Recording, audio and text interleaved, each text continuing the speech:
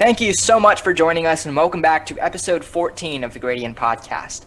I am one-third of your host, Armand. I'm another one-third, Jaden. And I am the third, Evan. That bit's getting old, I'm not gonna lie. So, welcome back to another episode of the Gradient Podcast. And, there's a lot of things going in the news, and there's a lot of things we want to cover. So let's start with something fresh and new to the Gradient Podcast. Let's talk about some of the little things that are in the news, starting with the Suez Canal. Now, located 75 miles from Egypt, the Suez Canal is a shipping canal that connects Europe to Asia. Now, a lot of you might be asking, why does this matter? Why is this relevant in our lives today? Well, as if you're not aware, the Evergreen ship, a 200,000-ton ship, a quarter-mile long, was recently stuck in the canal for 3 days. And that's kind of important because 30% of all cargo ships have to go through that canal. And I think it's a really fun, an interesting story to talk about. It's really not something that happens every single day. And a lot of, as serious as it was, a lot of interesting, thoughts and discussions and memes came out of it. Maybe we should go back to the golden age of when we had to sail around Africa. No more canals. Well, the obvious comment to be found here is, how on earth did a ship get stuck in that canal? Did it crash, or what was the can you paint the picture of what exactly happened? So the ship actually did crash. It was simply sailing through the canal, and it ended up turning and hitting one side of the canal, and eventually just kept turning into that one side. And yes, the ship is unstuck, and today, March 29th, it was freed after 6 days of trying. So, it was not like it crashed and it was a big thing that happened. It was just kind of going on its way through the canal, and it just happened to get stuck. Yeah, for how important the Suez Canal is, it's surprisingly narrow. For just like one ship to be able to get stuck so easily, you would kind of assume that with how integral this stream of water is for like almost the entirety of global commerce, I'm genuinely surprised this is the first time we've seen this happen, because it does seem like it's actually fun fact. It's actually happened a couple times before. Ships getting stuck is kind of a normal occurrence in the Suez Canal. You'd think it would sort of require some sort of solution to maybe widen the canal at some of the more deafening parts. And for those wondering, how they unstuck the ship required a lot of butter, I reckon, and oil. No, but maybe we never really know.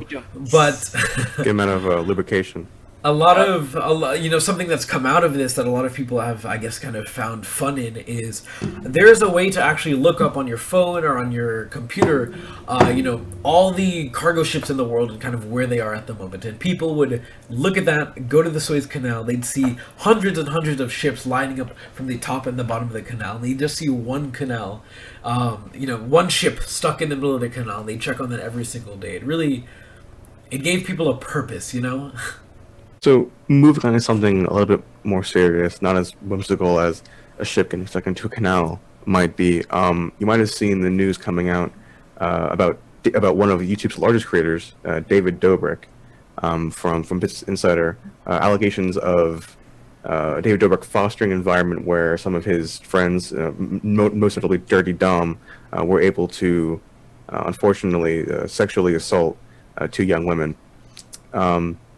So a bit more of a serious topic. So we want to cover this topic with as much care as we possibly can. So just briefly go over the details without being too vulgar or descriptive of these incredibly harmful acts. During one of David Dobrik's vlogs, there is footage of one of his friends, a repeated member of the vlog squad, a group of friends that would appear in his YouTube videos. Dirty Dom, one of the more recurring members, can be seen sexually engaging with two women. Reports have come out that those acts were non-consensual, and so with all that in mind, there have been apology videos. There have been videos of other people texting the stories, different views and sides of the same coin. So I want to open a discussion to about that topic, about how you guys reacted to the news or how you interpreted it. So, personally, someone who has previously watched and enjoyed a lot of the David Dobrik videos, I think the obvious take here stands that regardless of however angle you view it, you understand that David Dobrik was 100% in the wrong, Dirty Dom was 100% in the wrong, and they deserve to take the full responsibility of the actions and all the consequences accountable. That being said, the sort of conversation that emerges from this is it acceptable to continue watching David Dobrik about how to separate the art from the artist, as we do so with a lot of famous musicians like Michael Jackson and R. Kelly and whatnot? I think what this story is and what this story should be, I don't want to say it's a wake-up call because all too often things like this happen, so it's not a wake-up call because we should have waken up a long time ago.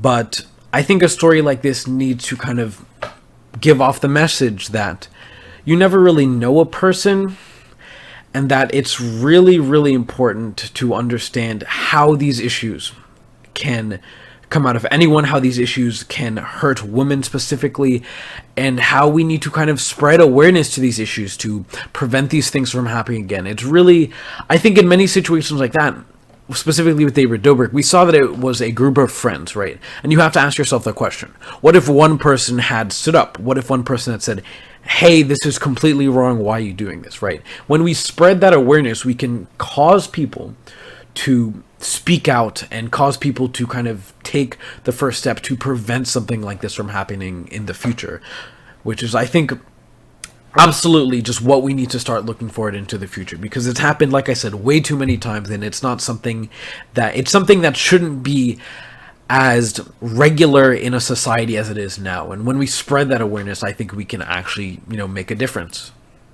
Oh, undoubtedly. And it's always important to check those around you to make sure they're sort of being lawful and respectful to everybody in that sense. And it can honestly be anyone. You're talking about David Dobrik, a guy who built his whole career on giving away cars to people, right? That's the least person you'd honestly expect to have a part in any of these like terrible activities. And that's why it's important to sort of be aware and be mindful and do what you can to ensure that those around you aren't involved in that sort of terrible actions. I think one of the more aggravating things about this whole situation is the cowardice that David Dobrik has shown with releasing like a 2 to 5. It was a very short video on his secondary, smaller podcast channel that has a and fraction Dom of the monetized subscribers. his video. Dirty Dom, his apology video, he monetized it. He got money. Yeah, I mean, but like just to focus on Dobrik's response, that was what gained the most traction.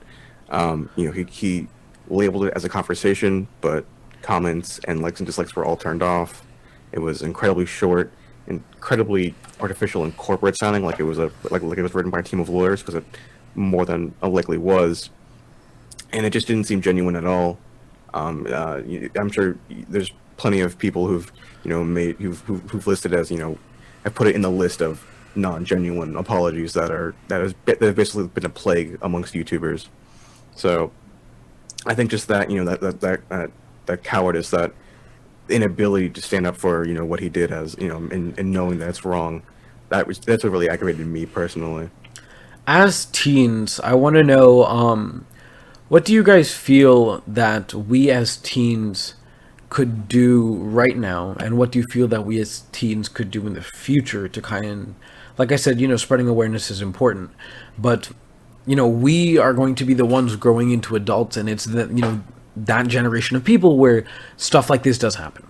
So what should we learn now, and what should we kind of understand now to take into the future? Like, what is your message to teens going forward? I think because David Dobrik is such a large figure, especially amongst our demographic of teenagers, we sort of have become acclimated towards what we've seen so many wrong examples that we're starting to now finally have ingrained in us what the correct thing to do is. Where we've seen time and time again celebrities and figures of great importance, they just continue to do it's continuously things are uncovered, where reports come out and allegations come out where we see people of large importance, doing the wrong thing. And so growing up with that, we sort of have already become accustomed to doing the right thing. Thank God. I mean, if there's any sort of silver lining here, where as teenagers growing up in this kind of environment, we already sort of understand what the right thing to do is. We don't have to learn it. We've already experienced it for the most part. I personally feel like the step in the right direction is to get better role models. As much as we're so critical of cancel culture for being like the plague of the most smallest things, in situations like this, it's undoubtedly correct where you were sort of checking one of the most prominent influencers of all time, because they have, as the name suggests, influence over the younger generation. And when we allow ourselves to be influenced by people who are participating in these wrongdoings, we open ourselves to sort of being more desensitized towards these kinds of actions. And that's not the situation we want to be in as a society. So if you or anyone you know is having issues with sexual assault or knows someone who is, and we all here at Gradient want you to know that help is available and that you can reach out to the National Sexual Assault Hotline at 1-800-656-4673, and there will be someone ready to speak with you. Moving on, the March Madness basketball tournament is in full swing in this month of March. The tournament obviously consists of college athletics, both male and female, competing to see who is the most superior of the college athletic basketball teams. It's an event where many athletes are giving mainstream attention by professional sports, and fans try and see if they can come up with the perfect bracket, to which they have never availed. That being said, there exists a gigantic controversy this year about disparities between the male and female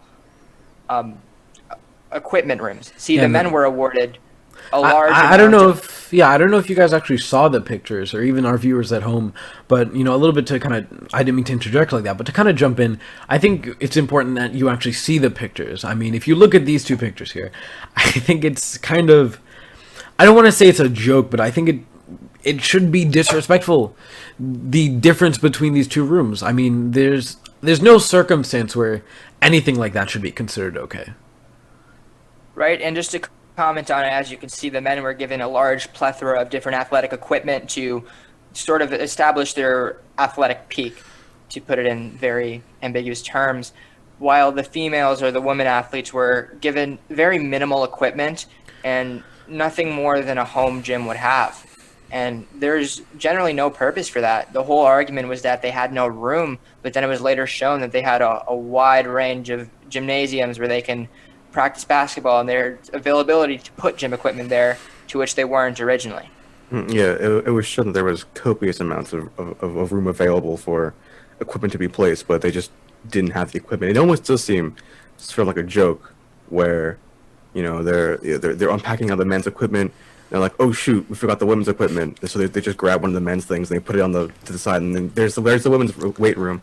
It almost does seem like just a poorly written joke, but this is just the reality that has to be faced in this March Madness bracket. Is the women just are not being treated equally whatsoever in terms of the amount of available equipment and practice they have in comparison towards the men teams. And while this has been a very strange and I guess unique March Madness tournament in comparison to other years, I know there's been a lot of discussion about how different it is from other years because of all the COVID stuff, but just seeing that disparity between what should be like what is and what should be, it was just once again a reminder of what needs to be improved upon. Have you guys seen the pictures? Or you can go ahead. And the very prevalent argument against this is that the male athletics give a lot more money to the NCAA, which is the College Athletics Association. But what you have to realize is that the NCAA is a non-profit organization, meaning all the funds they get are directed non-profit. Yeah, right. But regardless, it means that their sole purpose is to give a better platform for college athletics universally to be acquitted into the professional sports, assuming that they have the talent to do so. And they're very counterintuitive to that whole purpose when they don't give any benefit to the women athletes who aren't given the weight room necessary to succeed. Have you guys seen the pictures? I know Evan talked about, it was like a joke, like, oh, last minute, let's just give them some dumbbells, right? But have you guys actually seen the pictures? There were pictures that came out of, like, I guess they were like tote bags that they give to the athletes after after they finished competing or whatever.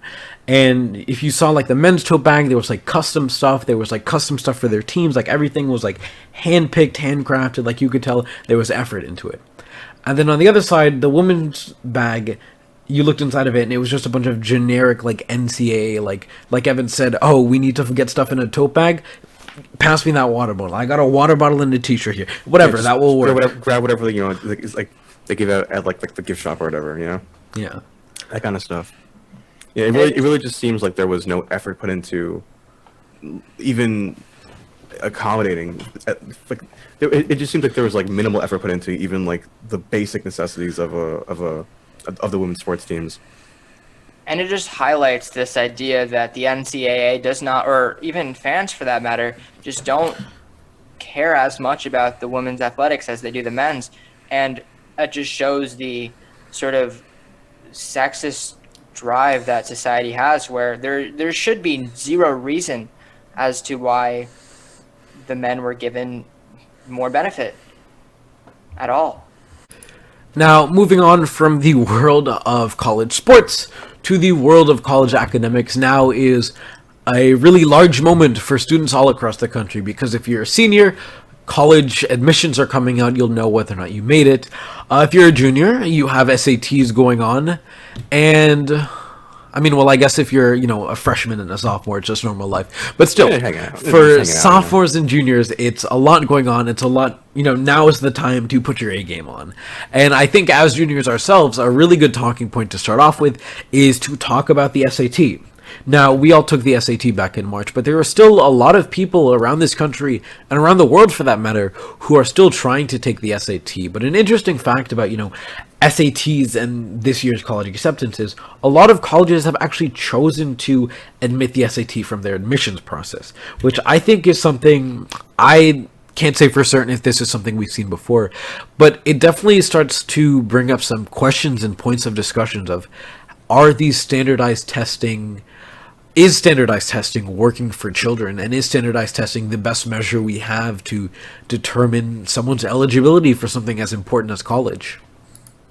I don't think, at least I can speak for myself and Armand. I'm not entirely sure about Jay because he never told us he never said what his score was to either Armand or I. But I know for a fact that I can speak for Armand and I when I say that we have pretty biased views about whether or not to remove the SAT, because our SAT scores are more than serviceable. I don't want to get into numbers or specifics or whatever, but our SAT scores we'll just say are quite good, and we'll leave it at that. So to asking us about whether or not we should remove SAT as a requirement, I think it's safe to say that we have a bias towards keeping it because we know that it grants us an advantage in the application process. However, putting myself in the shoes of someone who isn't as who doesn't have access to the same resources I do, and with like SAT tutors and whatnot, I can definitely see the arguments for removing the SAT as a requirement for college admissions, because that can be for someone who's more active in I'm just like, for example, if someone's more active as like a volunteer in their community, but their academics aren't necessarily as as great. Having a poor SAT score could really be a hindrance to someone who really does deserve to to go to an esteemed university. So I definitely see the arguments for why removing SAT requirement could be just an overall improvement on how academia works in our country. And to almost provide a gauge of intensity to our bias on the subject, I know for me personally, my dream school is Harvard. I know Jaden's is Cornell, and I know Evans is somewhere very high as well. But yeah, all right. So somewhere. That being said, I guess I'm letting the Indian part of me expound itself a little bit when I am very fixated on the idea of an SAT. But I do have a lot of friends who are incredibly smart and are deserving to go to some of the more esteemed colleges in the United States who have chosen to not put their SAT score in their applications because of the lack of resources. They couldn't take it as much because of the whole COVID restrictions and whatnot, and they still have amounted to great success in their acceptances to different colleges. They've gone to like Berkeley, UPenn, Johns Hopkins, all these very big schools having omitted their SAT scores. Yeah, when Evan said, listen, saying Armand and Evan are confident in their SAT scores. I mean, we could probably add my name to that. I mean, we could add my name to that list. Definitely can. We're all. In theory, yes. You've never disclosed to the rest of the podcast what your scores were. What we could say is that I have always wanted to go to Cornell, and that I'm still very confident that I will be able to go to Cornell. Yeah, we'll leave it at that. Moving on, I definitely understand where. I found out Jaden's score, and I'll give a little range for it. It's between 0 and 1600. That is true. I can't argue with that. I think that for a lot of people, even if you do have access to SAT resources, I think what standardized testing as a whole is kind of boiled down to is you're not just showing how well you could do on a test, you're not just showing how well how much information you can kind of regurgitate. It's also, are you going to crack under the pressure? And you have, like Armand said, you have to consider the psychological effects of telling someone, hey, this test is going to determine your entire future. Here's 4 hours, have fun, Right? And if you don't mind, I want to expand on that idea just a little bit. I've heard of the common comparison between the United States education system and Finland, for example. They're number one in education, yeah. Number one in education. They don't have standardized testing, and I know a lot of the schools there, the public school system in Finland doesn't have homework. Yep. And that being said, they still manage to rank that highly on the education rankings, I guess, because they don't strive their emphasis on regurgitating information or memorizing a certain set of vocabulary terms and whatnot. Their whole purpose is not to overwork the students and stress them mentally. It's simply to deliver the information to where they can comprehend and apply it in daily life. I mean, students should, by nature, want to learn. And I think even if we go beyond just, the 4 hours you have, actually taking the test, the 11, or not more than 11, like the 15, 16, 17 years you have before you probably take your first SAT.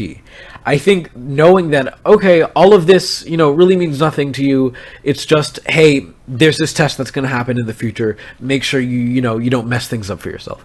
I think it really, you have to question, is that really how learning should be? Where you're not learning to learn, you're not learning to the sake of, bettering yourself. You're learning for the sole reason of, hey, I need to pass this test, right?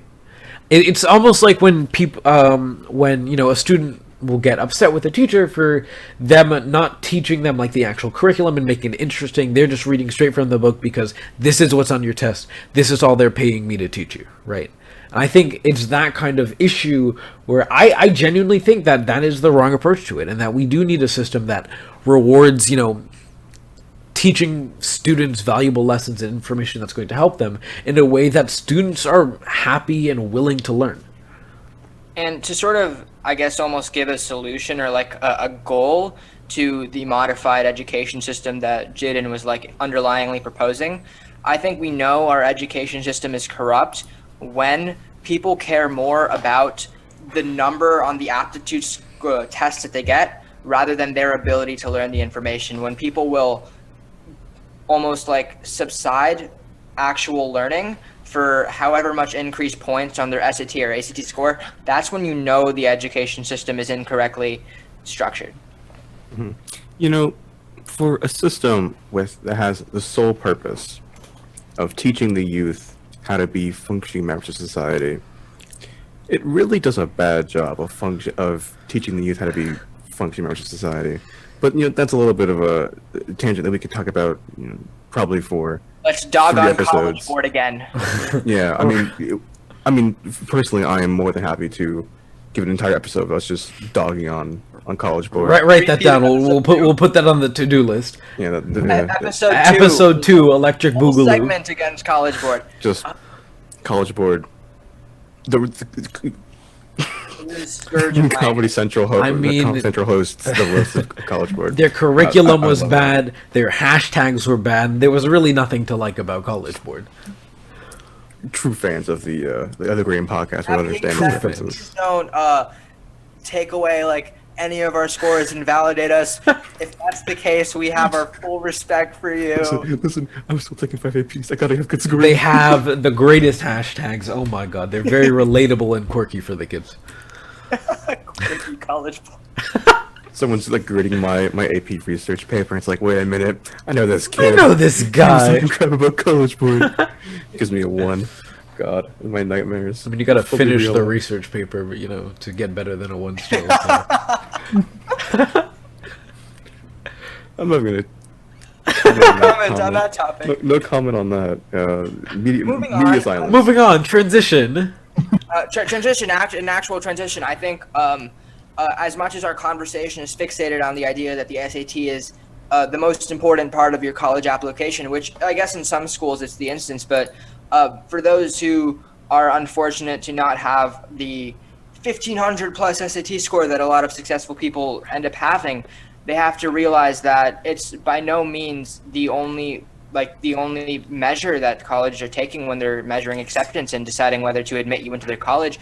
You have to cultivate your application, your extracurriculars, your drives, your essays. So if you unfortunately don't have the perfect score, don't ever think negative of yourself in that instance, because there's so much more to your admission and you as a person than just a number out of a scale of 1,600. Absolutely, absolutely. I couldn't agree with that more. That's why I said 2 absolutelys.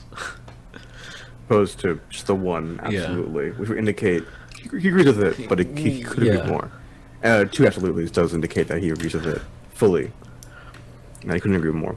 But despite the seemingly awful tangent about absolutelys, A little banter we have going on. we can call it It's banter. something new. Witty banter. Something we're trying out.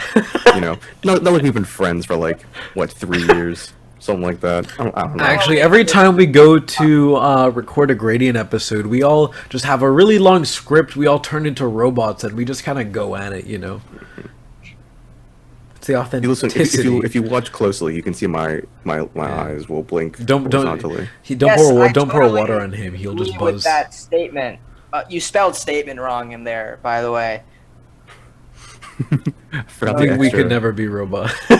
Never be that robotic. We would be awful robots, to be fair. True. But to try and write in this conversation even the slightest amount, because Jesus, we are off topic now.